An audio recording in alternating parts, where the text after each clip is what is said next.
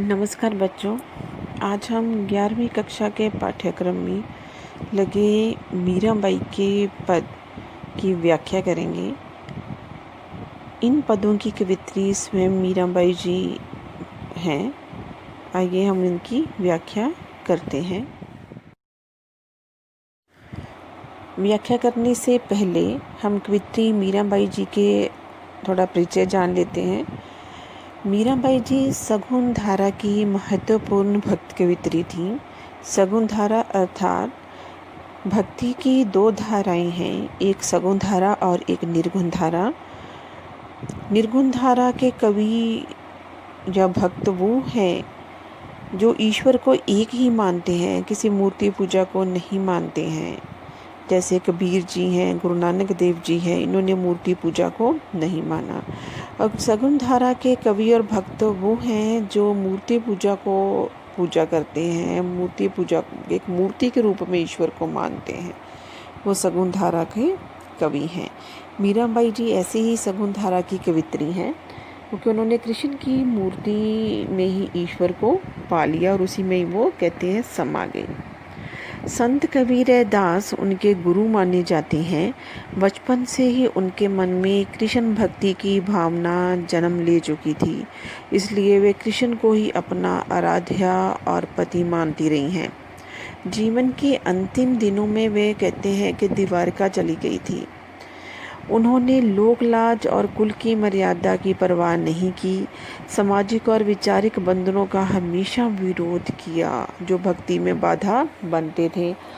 पर्दा प्रथा का भी पालन नहीं किया तथा मंदिर में सार्वजनिक रूप से नाचने गाने में भी कभी हिचक महसूस नहीं की।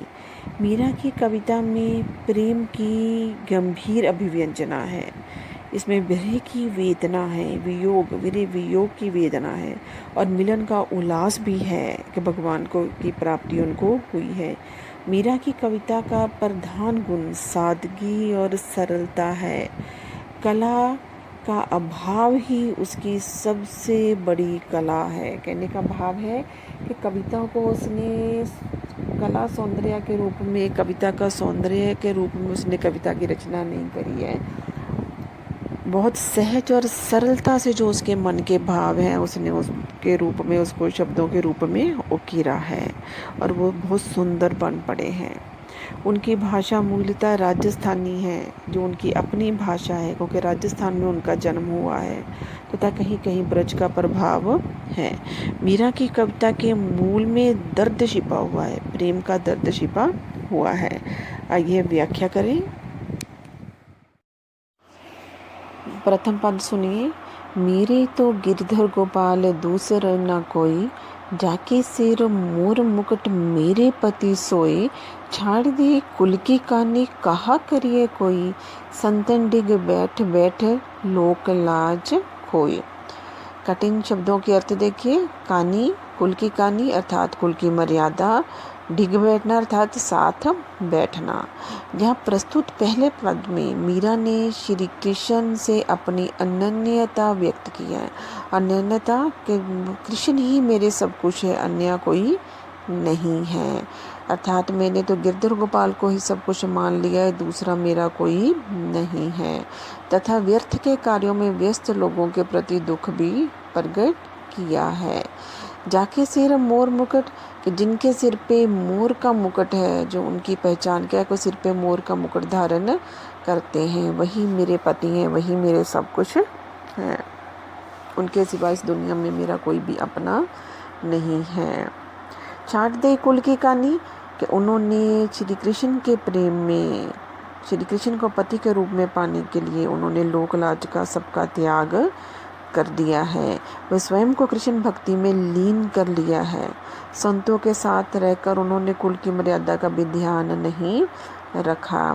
कहने का भाव है कि वो राज परिवार की बेटी थी और राज परिवार की पुत्र वधू थी और लोग उनको बोलते थे कि सारा दिन संतों के बीच में कीर्तन करती है, इसको तो लोक लाज की परवाह नहीं है, वंश की परंपरा की परवाह नहीं है, किसने मर्यादा का भी ध्यान नहीं किया है। आइए आगे देखें। आंसुओं ने जल सींच सींच प्रेम बेल बोए, अब तो बेल फैल गई आनंद फल होई, दूध की मथनियाँ बड़े प्रेम से बिलोई, ददी मर्थी घृत काढ़ लियो डाढ़ दई छोई। भक्त देखे राज हुई जगत देखे रोई, दासी मीरा लाल गिरधर तारो अब मोहे। कठिन शब्दों के अर्थ देखिए। बेली प्रेम की बेल, बिलोई मथना, छोई छाछ, सारहीन अंश। इसमें मीरा जी कहती हैं कि मैंने तो आंसुओं से, अपने आंसुओं से श्री कृष्ण के प्रेम की बेल को सींचा है। जैसे फल की बेल को, सब्जी की बेल को पानी से सींचा जाता है, ऐसे ही वो अपने प्रेम को एक बेल के रूप में, प्रतीक के रूप में देखती है और कहती है मैंने इसको आंसुओं से सींचा है, कि विरह के आंसुओं से सींचा है, जिसके बढ़ने से आनंद रूपी फल की प्राप्ति हुई है। जैसे बेल बढ़ने से फल लग जाते हैं, वैसे ही ये बेल को मैंने सींचा है कि मुझे भक्ति की प्राप्ति, श्रद्धा की प्राप्ति हो गई है। इसका अर्थ है कि कृष्ण के प्रेम में पड़कर मीरा को आनंद की अनुभूति हो रही है, जिसको उसने फल की संज्ञा दी है।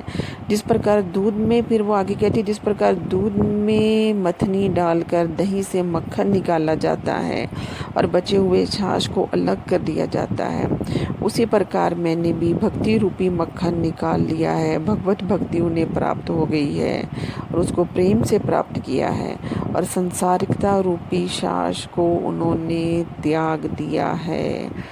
एक और जहाँ मीरा भक्तों को देखकर प्रसन्न होती है, वहीं दूसरी ओर उन लोगों को देखकर दुखी भी होती है जो किसी की सच्चाई को, सच्ची भक्ति को नहीं जानते हैं, पहचानते नहीं हैं, जो संसारिकता के जाल में फंसे हुए हैं। मीरा अपने आप को आराध्या कृष्ण की दासी मानती है और उनसे विनती करती है कि उनका भी उद्धार करें।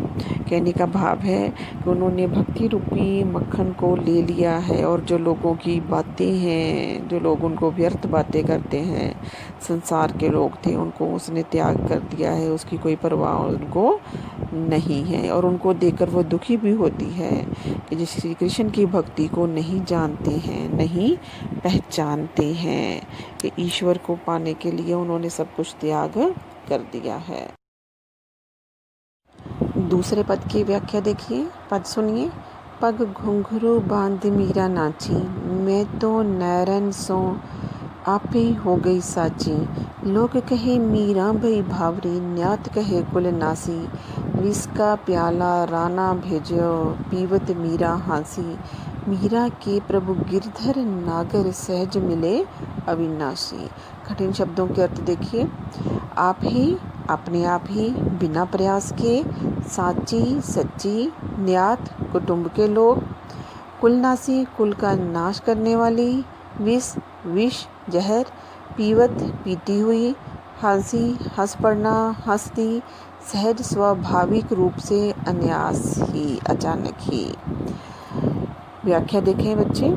पग घुंघरू बांध मीरा नाची, कि मीराबाई जी कहती हैं कि मैं तो प्रभु श्री कृष्ण के प्रेम रस में डूबी हुई हूँ और सभी रीति रिवाजों, बंधनों से मैं मुक्त हो गई हूँ, और मैंने तो पाँव में घुंघरू बांध लिए हैं और मैं तो उनके प्रेम में नाच रही हूँ। और साथ ही वो कृष्ण के स्नेह में, गिरधर के स्नेह के कारण अमर होने की भी बात कह रही हैं। मीरा कृष्ण के प्रेम में दीवानी हो गई है, और जैसे दीवाने होते हैं, नाचते फिरते हैं और मस्त फ़कीर होते हैं, उनको किसी की परवाह नहीं होती है।